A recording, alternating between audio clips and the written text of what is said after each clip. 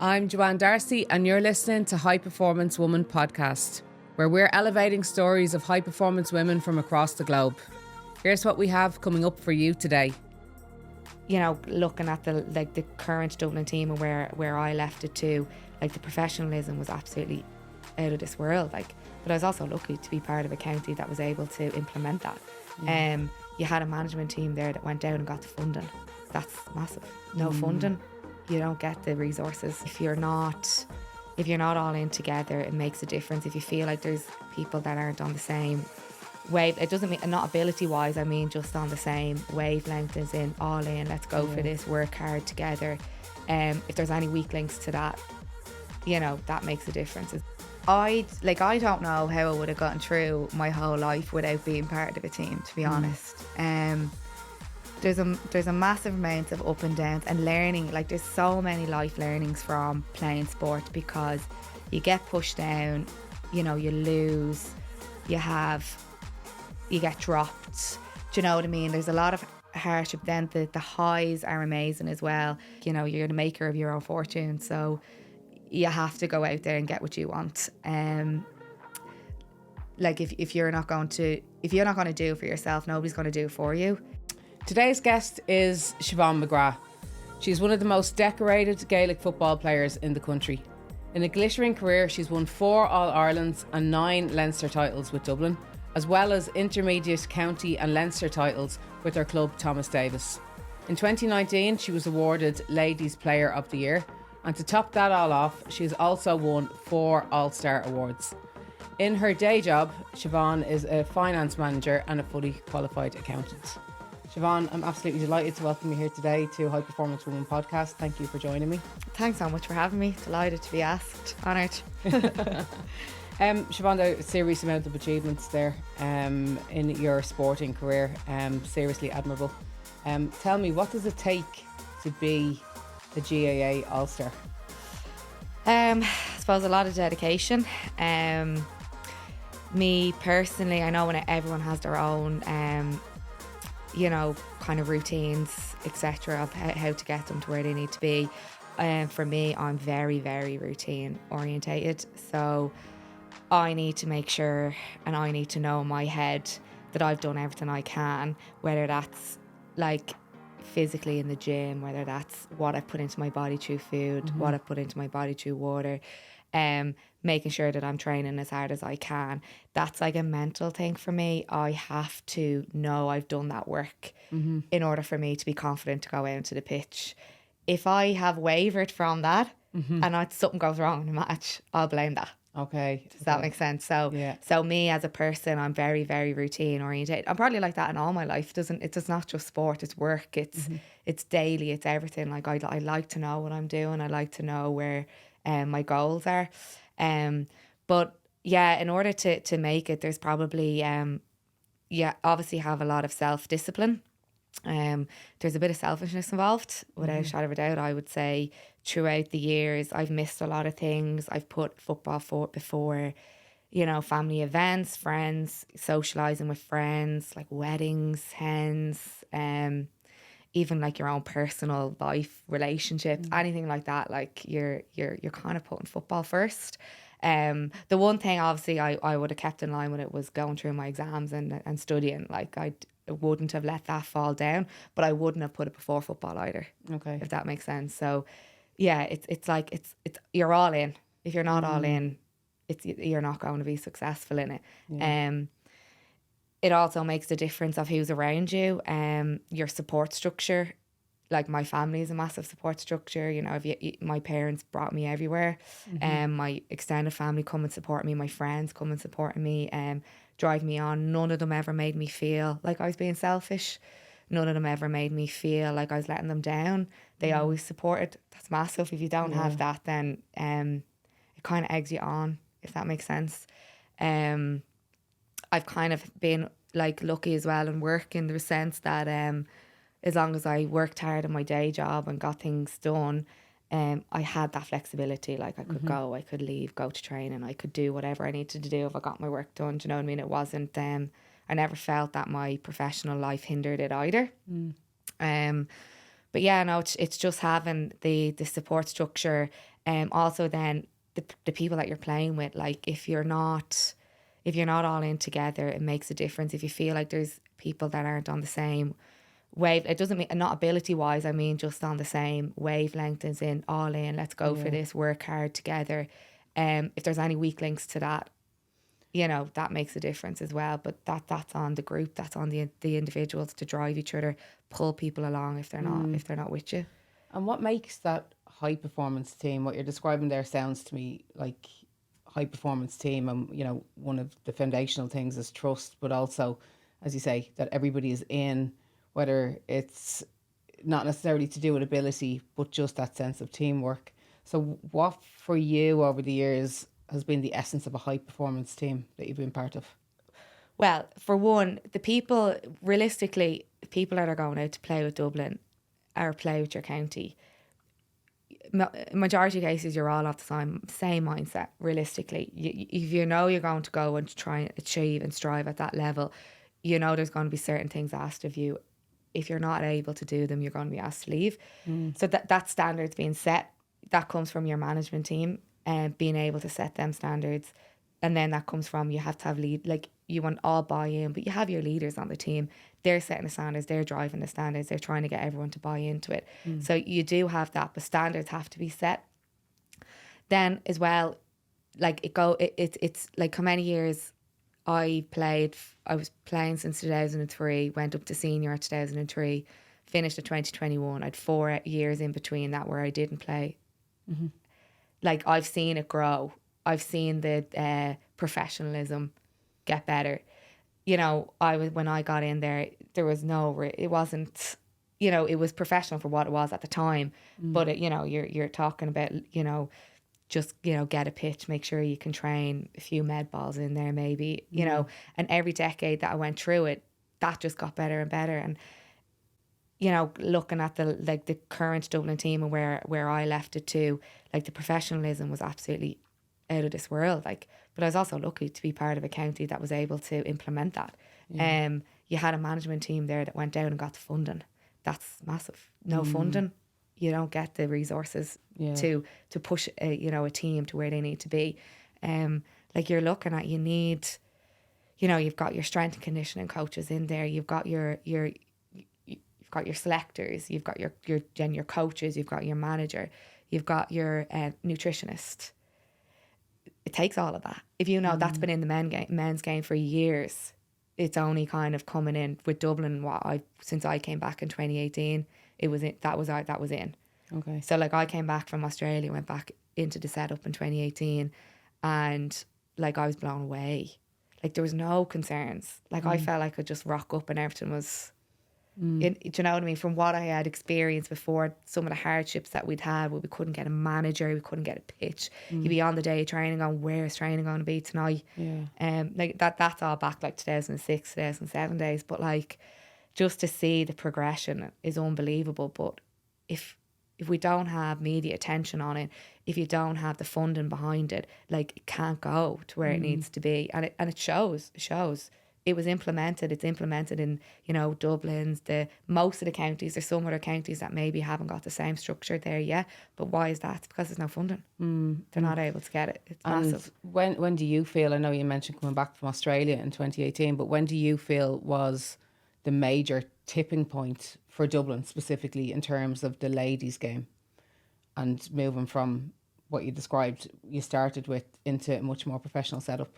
When I came back in 2018, it was there. It was there already. So when Mick came involved, he was back involved into 2017. Like, and don't get me wrong, it wasn't like that managers weren't implementing this before. It was just every year it was just getting more fun. Every year it was getting better knowledge about what was needed as well.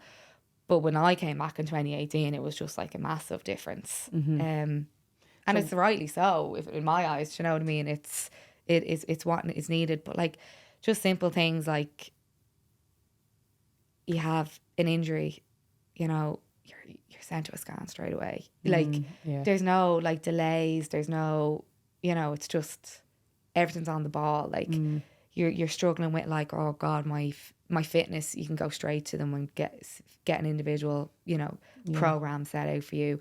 Nutrition. I came back like I went from, you know, I was kind of, you're getting your body composition tested and stuff, and like I needed to shed for where position I played in and what I brought to the team, like, and a lot of it is in your own head as well, but I needed to straight away nutritionist there to help me to get to where I needed to be. I went the opposite then. I couldn't stop losing. And I was like, help me, how do I put weight back on?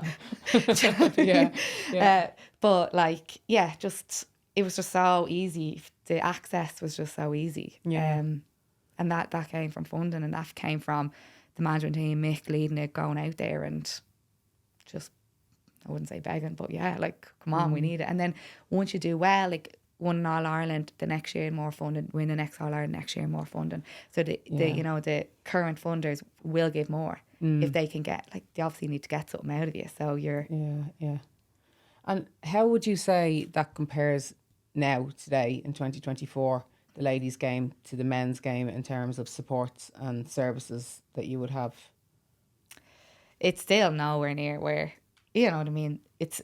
The men's is a lot higher. I can't say exactly what they get. I'm not in a setup there. Yeah. But like, life is definitely a lot easier there. Like, I'm saying it's unbelievable for our setup. If I walked in, because that's, you only know what's unbelievable if you haven't felt it before. Yeah. Do you know what I mean? If I walked into a men's setup and I was sitting there, would I turn around and go, this setup's not nowhere near where it needs to be to get to? Yeah.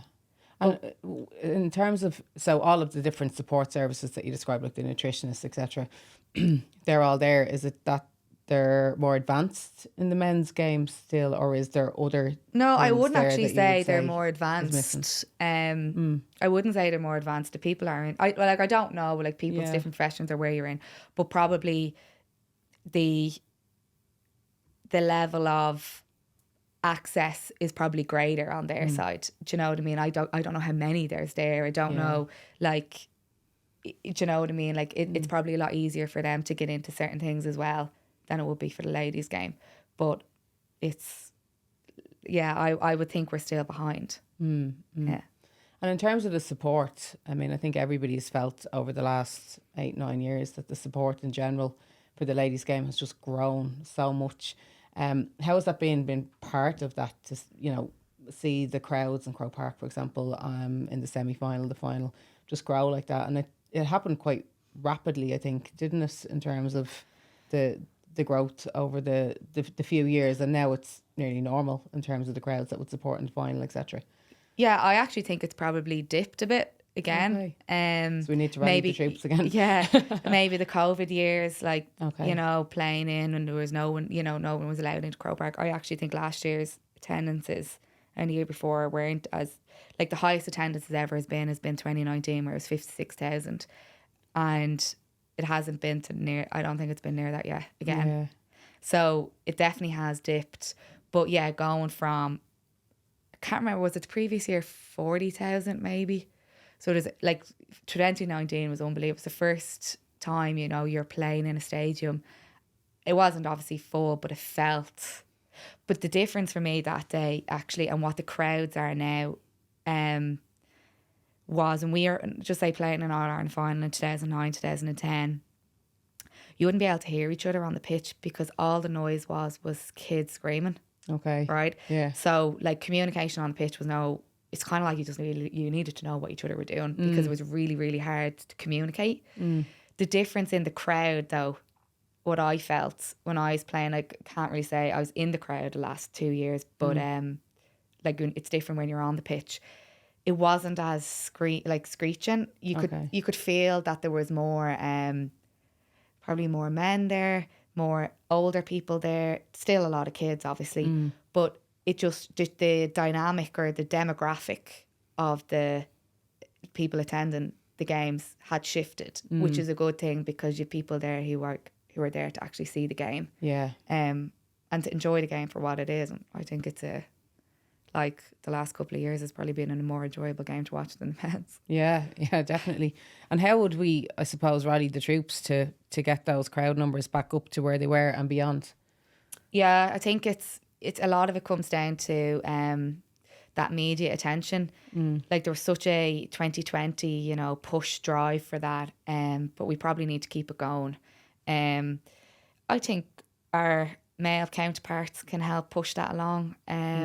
It's the same in anything, in any like realm that we're in, like, you know, being part of the, you know, International Women's Day and going to events like that, and you're kind of seeing like, if we don't get the backing from our male peers, it's so much harder to drive anything in, no matter what, if it's your professional life, sporting life, whatever it is. We don't have the backing there, you know, we're not going to get to the levels that we need to get to. So yeah, media attention, and I do think like our male counterparts can help. And like there's an onus on, I always say, like people are always, it's always about the media attention, and I'm like, but there's when I was playing the game, like there's an onus on, you know, players, it's onus on you as an individual, make this game entertaining. Make it a spectacle. Strive to be better, you know. And I know it's horrible to say, because you're like, why do we always as women have to strive to be better than men? Do you know what I mean? But like, it's just the position we're in, like, and like, let's make the game as enjoyable and as entertaining and a proper spectacle. Like the All-Ireland final last year was, I thought it was a really, really enjoyable game to watch. But that's what it needs to be. And if there was men listening, what specifically can they do to support the ladies' game? So when you said about your male counterparts, is there an example of somebody who's done that really well that others could replicate?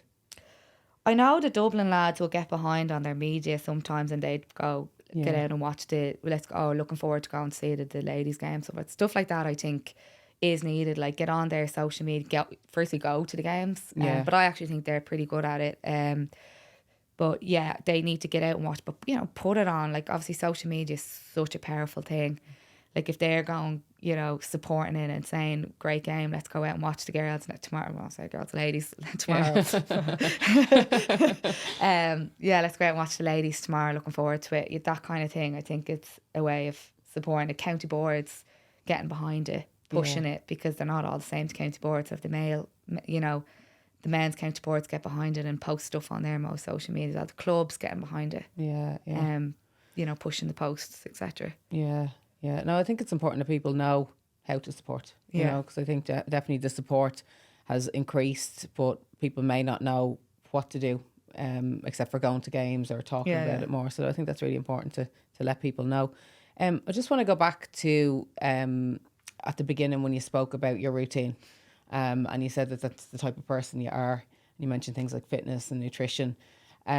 What specifically does that look like for you? So your routine when you're training, and then your routine when you're not. So I need to go back to 2021. So every week for me would be, so you'd have your training days, etc. I would be planning out. Now, I haven't wavered really from this in normal life, but like, I'd have my like week planned out, like what I'm eating every day will be planned out. I would, you know, do bulk cooking, etc., to make sure that like I can get everything in. My routine every night would be stretching, rolling, making sure my body is mobile as it can be, getting to physios, getting to even just a sports therapist, just to get rubs out to make sure my body is where it needs to be. If it's a case of I needed to pull back, it depended as where I was in regards my age. So my routine would change. Like a week before it, I might pull back a little bit, not do as much. What way does that work with age? So, I mean, say 22 versus 32. What way does that look, or what's the difference? 22, hell for leather, everything. Yeah. Go. Yeah, like just, you don't really... I suppose back then I didn't really give myself maybe the recovery wasn't the biggest focus. Whereas it's age and it's like cop on as well. You get older, you get more mature, you get more experienced, you realise how important your recovery is. But like at 22, you probably don't need as much. You know what I mean? Like your body's able to sustain a lot more. You can go a little harder on your body. You know, 32, it was probably more 33, 30 when it was my last 2 years where I noticed where I needed to, you know, pull back. But management were good at that. They pulled I suppose they pulled me out when they knew, or get her out. Like, she's done, you know, especially leading up to it. But you would have like a very good week of training the week before. I used to love on the Sunday, or whether it was a Saturday we were playing, they'd always mirror your game day. So if we were out on a Sunday, the Sunday before, they'd mirror that. They'd mirror the timing of it, so you could get like you prep that day the week before. So like, I'd get up, I'd have the breakfast I was going to have at the time I was going to have it the next week. I'd have the snacks I was going to have. I'd have my whatever dinner or lunch thing. I'd eat a lot before a game. But that's obviously management implementing that as well. But you know, mirroring that kind of that setup that you're going to have the following week. So I would do exactly everything that I was going to do, down from whether I was going to take a caffeine gum. You know, if I didn't take the caffeine gum the week before, I mightn't do it on the match day because I hadn't prepped it enough, etc. So every little detail would be prepped the week before on the Sunday, and then we'd play usually like a 60-minute game, or if they might pull it to 50. But like, you know, that was your drop dead. That was it, right? Empty yourself here, get your position. This is where you need to prove yourself to make sure you're in the team. And then it would start to kind of ease up for that week. Your training would get a little bit lighter. But like then that week for me, the focus would be on that stretching, that mobility, getting into physios, sleep, getting your hydration in. Sleep now was probably one of the things that if something wavered, if something didn't get the priority, it probably would have been that. Okay. That was how did you measure your sleep? I'd always be, you know, you'd be told you have to get like 7.5, 8 hours sleep a night. Like, that's your target. Now, I do think like people are different. Like, some people need more sleep than others. Yeah.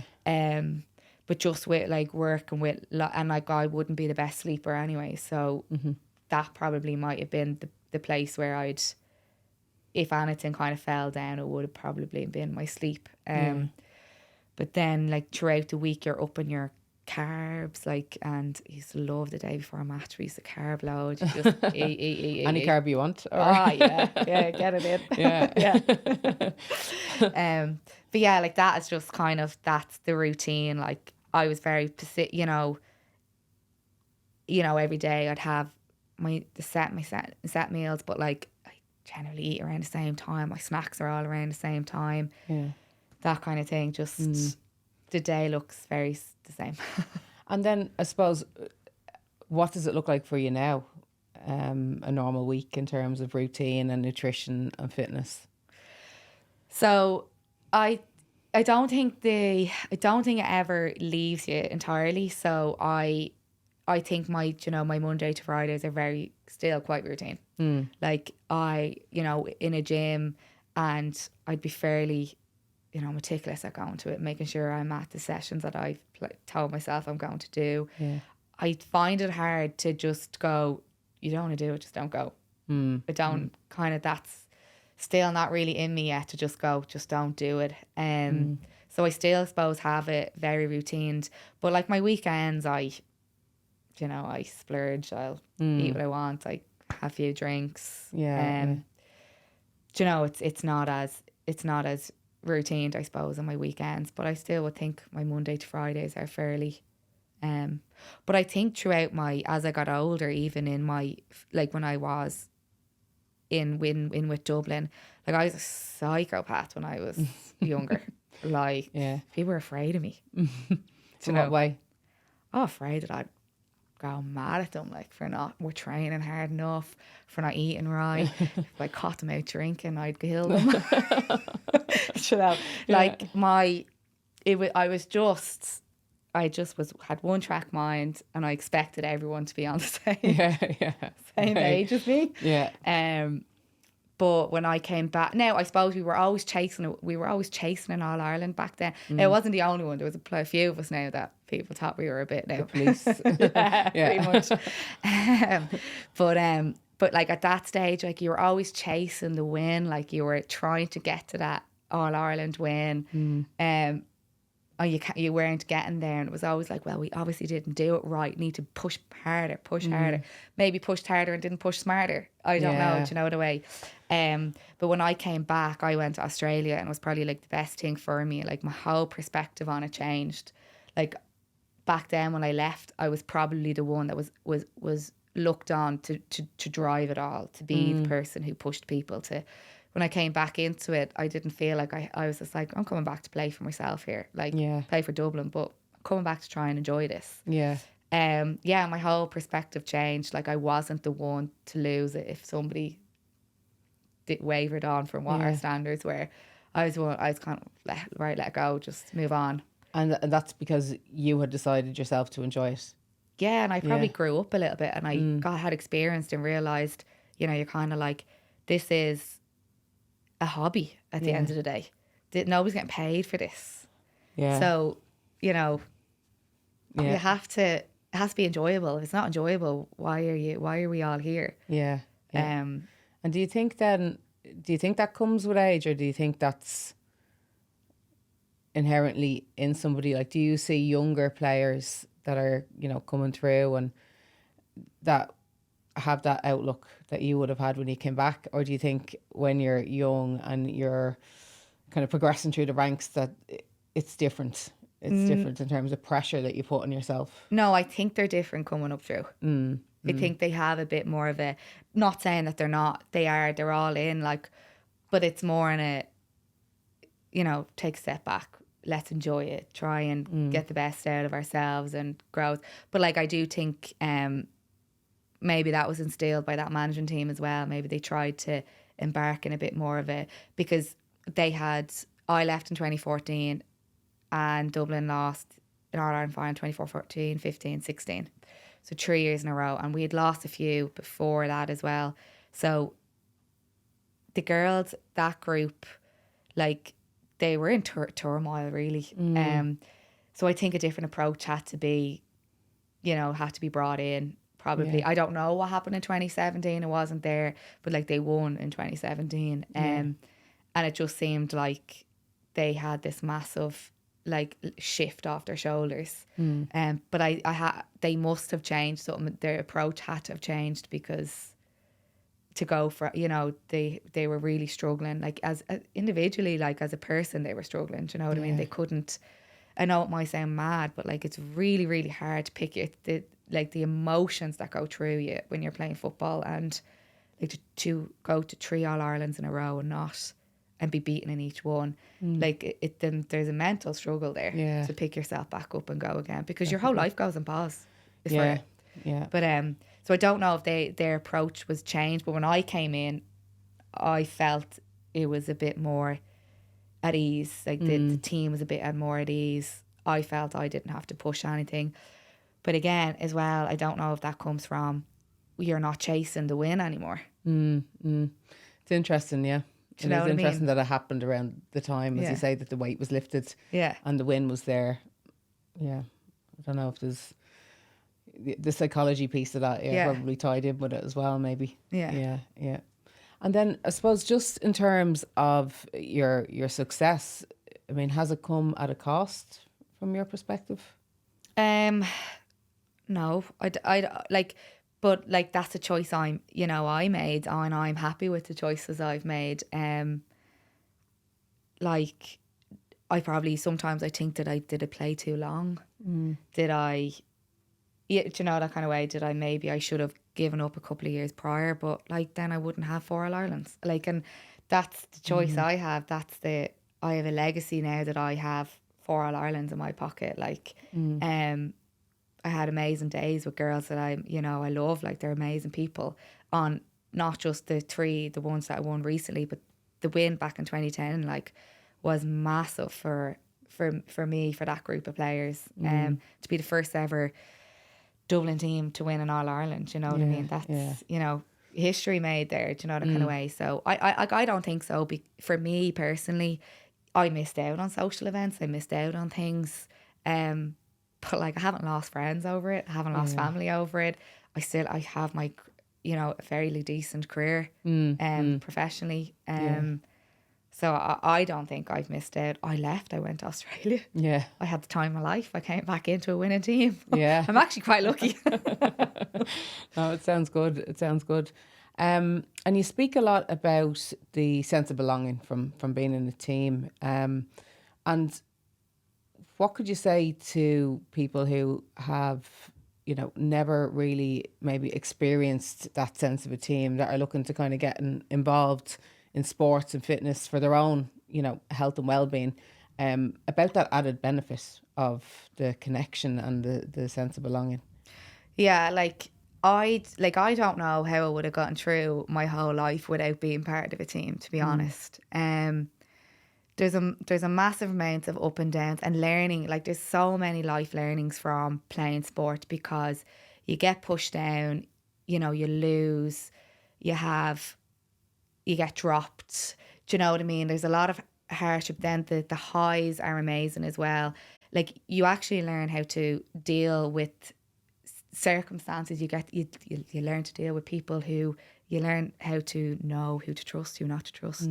You learn how to you know, be committed. You learn how, you know, you learn resilience, you learn friendships, you learn loyalty, you learn like honesty, you learn trust. You learn so much things that like I've brought into every aspect of my life, my work, my relationships, even like, you know, not everyone loves, or nobody likes to be told you're not good at something, but you learn how to deal with, you learn how to be told, to be able to critique yourself, to be able to take criticism, to be able to try and take praise, because a lot of us are finding it hard to take praise. But there's so much learnings for life outside of that kind of team environment that you can bring, like, that are transferable. But also these people become like they become like a family to you. Do you know, the kind of way they become the people that you trust with absolutely everything. Like, the friendships that you make. Like, I would still go to people I played with Dublin with back in 2010, girls from that team, and go to them for advice on life, not sport, life, like things that's going on in my personal life. I would go to them. Like, they pick you up when you're down. They tell you, they're honest with you, because not everyone in your life is honest with you, and you need people who are honest with you. But they're the people that actually are the most honest with you. They'll tell you the truth if you need to be told something. Do you know, the kind of way? And that's coming from not just my Dublin life but my Thomas Davis life is the exact same. Like, the girls that like I think I'm going to struggle this year. We're not playing with Davises, but it's not actually not the football I'm going to miss. It's the same. It's the girls. It's the same with Dublin. Do I miss football? No. I miss the girls. It's going to be, that's what's going to be the toughest part. I think I'm going to find it tougher not playing with Davises than with Dublin. So you'd recommend it for any young girl to get involved in? Absolutely. Like, I couldn't. It's just, the friendships you make are just absolutely amazing, and they're just people that you'll always rely on. And can you talk to me a little bit about your health scare that you had then in 2023? I had it actually in what year are we now, 24? I had it in 2022. Okay. I just did they did the campaign the year after, so I got involved with the campaign the year after. I just I call it a little blip, a warning sign. I know. I just I actually had a procedure, like a back procedure in my back the week before, and it's nothing uncommon. I've had them, like, just sporting relating stuff, back disc problems, like, so I'd always like to avoid surgery, so I always just got little procedures done. So it wasn't anything uncommon. And then I went, I think I was back training, or maybe it was a week and a half before that, and I went back training. But I just was really, really, really tired. I abnormally zonked from the training session. But I just put it down to just being tired and having maybe a procedure or something, etc. And I woke up on the morning, and again, I just couldn't lift that tiredness. You can't lift your head off the pillow. And I noticed, I got up and I tried to start getting dressed, but I had a little bit of a speed wobble when I was trying to put my leggings on. So I couldn't then get my t-shirt on. My hands started getting tangled up. And I went to the window, because I started getting a bit flustered in my head, kind of like, what's going on? Because I knew my hands were they were just gone, and my fingers were gone in different directions, and I had that numbness down both arms. I didn't have it in one though, I had it on both, and I went over to my window to try and open my window, but I couldn't. I could touch the clasps, I couldn't open them. So I pulled at my window, but I set the alarm off. Okay. I went downstairs so I could walk around, no problem. But again, like my brain couldn't comprehend, couldn't put the sequence together of what my alarm code was. So one side of my brain was just not working at all, but the other kind of was, because I was able to tell myself to calm down, deep breaths. You just need to get this alarm off. That's all you need to do. Eventually, it's been really scary. Yeah, eventually put that on, got the alarm off, went back upstairs, got my t-shirt on, and then I just went up to the mirror. I was like, just check your face. And my face was fine. And then I tried to speak to myself, and I tried to ask myself, was I having a stroke? But like, it was blah, blah, blah, blah, blah. That's all that came out. So I knew something was wrong. So I tried to open my phone. I was struggling to open my phone, struggling to ring my mum. But I knew I had to try and get some sort of a sentence out. So I just kept trying to speak, got something out, stopped, went back to just double Dutch, kept going again. Eventually I rang my mum, but I couldn't really make much sense to her. So she just came down to me. She probably, I'd say she was down within 5 minutes. She probably was doing wheelies around it. But when she had come down, like my symptoms have kind of not disappeared, but they'd reduced, and I could talk to her, but I wasn't really putting proper sentences together. But she knew she could understand me, etc. So I decided to just go up to the doctors, and then I went to the doctors, and I was fine. He did like stroke tests on me, but he was like, it just doesn't sound right, and he sent me straight to A&E, and then A&E kind of put me straight through to triage because it didn't sound right. Yeah. But like every test came back clear. I was like, I'm leaving. I don't want to be up here. This is ridiculous. Well, I'm fine. It was obviously a migraine. But then they were like, no. And then they got the scan, and the scan came back with the TIA stroke. So Okay. And is there anything that they would say would have caused that specifically? Or? I got it. Well, they say that they can never tell you exactly like what it is. But what they tested me for straight away was a hole in my heart. Okay. And then, came back, I had a hole in my heart. So I got a clot. Well, they think I got a clot, and the clot went through the hole and went to my brain. So, but I've gotten that patched up. That's closed. Yeah. Sounds really scary though. Yeah, like it was. I was obviously a lucky one. I suppose how I kind of think about it, if I was older, that could have been full blown stroke. So I kind of take it as it was my body kind of giving me a warning sign, probably telling me to slow down a little bit as well, and to and now you have been quite open about that as well, to I suppose raise awareness for other people. Is there any advice you'd give to people who were not experiencing something, but just to raise that awareness in case people had those symptoms, I suppose, and didn't know what was happening?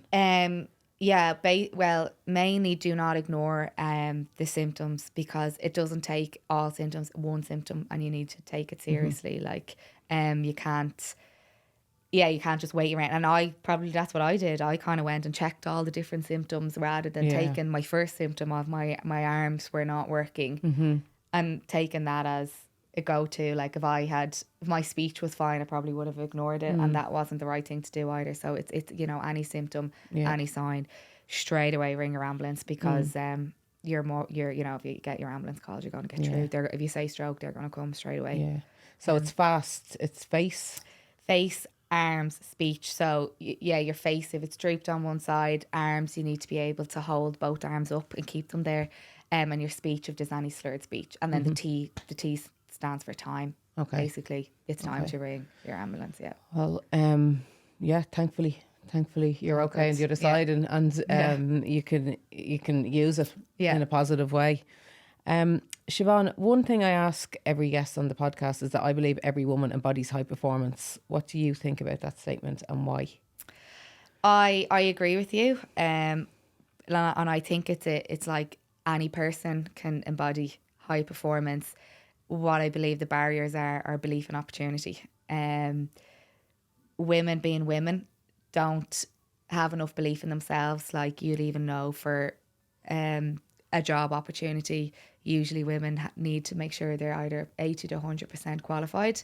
A man will go in with 20% qualification. So it's having that belief and have a bit of kind of like about you. Like, I go for this. Like, just go for it. What's the worst that can happen?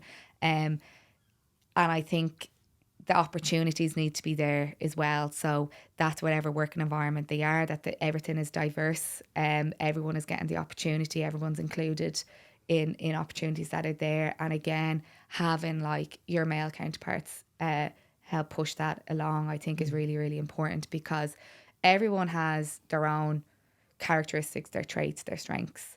Everyone has the ability to be a high performer in their realm, their area, whether it's in a working capacity, whether it's in your sporting capacity. But if you don't have the opportunities and you don't have the belief behind that, that's where you're not going to strive into that high performance area that you want to go into. And I think that's it's everyone has it, but there's barriers. Yeah, agree. And what 3 key pieces of advice would you give our listeners from your own life lessons and experiences? So I would probably, just things that have, you know, for me going through life, is I would probably say no, like, have people around you that you can trust and who are honest with you. I think that's really, really important. I think somebody who's able to tell you and give you honest feedback on, you know, your strengths, praise you when you need to be praised, but like humble you when you need to be humbled, and you know, tell you things that you need to work on. I think that you need to play the game. I think you need to know how to play the game. And I think as I've gotten older, I probably was I am a straight shooter in most capacities of life. People would say, you know, what you see is what you get. But if I don't want you to see what I don't want you to see, you won't. Do you know what I mean? Yeah. I've learned that over the years, to play the game probably more in a professional sense. Do you know, I used to be very straight up, and, you know, but then I've learned, you don't always be like that. You know who you can do it with. If you want to get where you need to be, sometimes you need to play a game. And sometimes that can sound quite sinister for people, but how you're explaining it is more emotional intelligence, really. Yeah. And to know your audience. Yeah. Pretty much. Well said. Correct. And then I do think like in most things, like, you know, you're the maker of your own fortune, so you have to go out there and get what you want. Like if you're not going to do it for yourself, nobody's going to do it for you. You have to go out and go after things you want. And one thing to help with that, I do find, and what I found in life, both in sport and in my professional life, is having a mentor. Okay. I think that's changed a lot for me by having mentors in my life. People that I can, and probably I've always had them in the sporting life, but it's probably in the last 5 years I've gotten one professionally. And okay. How would you go about finding a mentor if you didn't have one? What I did in my working environment is I just kind of had somebody that I looked at and I said, I just want to be like, not like be like that person, but I want to strive. Everything kind of about the person I admired, like, you know, where they're getting to in their career, but also how they do it, how they go about it, like how they treat people. You know, like they embodied kind of the person that I'd like to be professionally. Yeah. And I just went to them and I asked, and I knew they'd be an honest person as well. So I just went and I approached them and I asked them, would they be my mentor? And they're more than happy. So I think you just probably need to take a step back, assess. It doesn't have to be the person that's in your working environment. Yeah.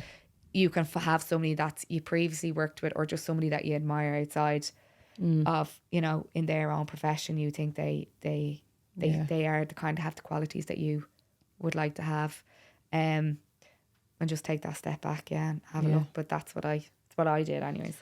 And what would, like, when you meet your mentor, what do you talk about? So, firstly, I suppose you have to have an environment where both it's a confidential environment. What's said in that time is kept within that time. Unless, if you don't have that, you're never going to fit, especially in work. If it's the person is in your job or your company, you'll never feel you can be really, really honest with situations if you don't have that. So that's the first protocol, and that needs to be the first kind of like thing that's put out there, that it's a confidential, open space. Yeah. But like what I did was we set goals for where I wanted to be, not like what I wanted to get to or where I want to get to my career, but like what I wanted to achieve. Yeah. Like just little to steps, little milestones to get to. And I had to do work. Like I had to go and do the work. I did things like 360 reviews and behavioural reviews to kind of like get to know yourself. A lot of it for me was actually to get to know what my peers taught of me. Yeah. The blind spots and that kind of thing. So but that like that kind of thing, and then it just progresses to and also progressed to things outside of life, like, you know, personal things came into it. You got to be really open with, like, you know, what outside issues might have been causing barriers to push on with career. And like being honest, like at one stage I was just like, I've no idea. Yeah. I've no idea where to start or what to do anymore. Like I was halfway through and I completely changed. But having that open, honest space to be able to trash it through. Hugely beneficial. Yeah. And any book recommendations you'd have for our listeners from what you've read over the years that stuck with you, or anything you're reading at the moment? So I am a reader, but like I'm a very much jump from genre to genre. I don't have, like, you know, a set kind of like genre that I do read, but I do love kind of like like little thrillers maybe. The Thursday Murder Club trilogy is a nice one. That's good. But I actually just finished a book. It's not my usual go-to type of book, but I said I'd give it a read. Poor by Katerina O'Sullivan. Okay. So she was brought up in poverty. She from Irish father, English mother. She is now, like, she went to Trinity in the end. She is she's teaching in Trinity, I think now. But yeah, just gone through her life, what she went through. And I think it's worth the read. It's eye opening, but it's definitely it's worth the read. But shock a few things in it. But it's I think I've seen an interview with her when the book was released, and it definitely rings a bell. Yeah. So great recommendation. And what other high performing women should I be speaking to on this podcast, and why? I feel like I'm going to like go Dublin players. If you could get Lindsay Peat, she's brilliant. Okay. She just did a Lake Regale. They're on the series, this series that was there. Really, really honest, candid. I thought she was absolutely brilliant, but I'm biased because like she's a friend. And she's a very, very good character. Like she's a funny girl. She would be, I would say her. Lindsay Davies, another one who's you know, her sporting accolades are, you know, tremendous. And then she's kind of like working in like firefighter. She's a firefighter, so she'll have that kind of side to her where she's working in a very male dominated industry. Yeah, getting to see the insights of that. Like, so they're probably two recommendations. Great stuff. We can catch up after, and hopefully you can connect me with both. It's been an absolute pleasure to meet you and to talk through your career and everything else with you. So I really appreciate you coming on the High Performance Woman podcast, and I wish you all the best in the future. Thanks very much for having me. Really enjoyed it. Thank you. I really hope you enjoyed today's episode. You can join the High Performance Woman tribe by subscribing, liking and sharing podcasts with your friends and family, and by following me at High Performance Woman on Instagram and TikTok. I'll see you next time.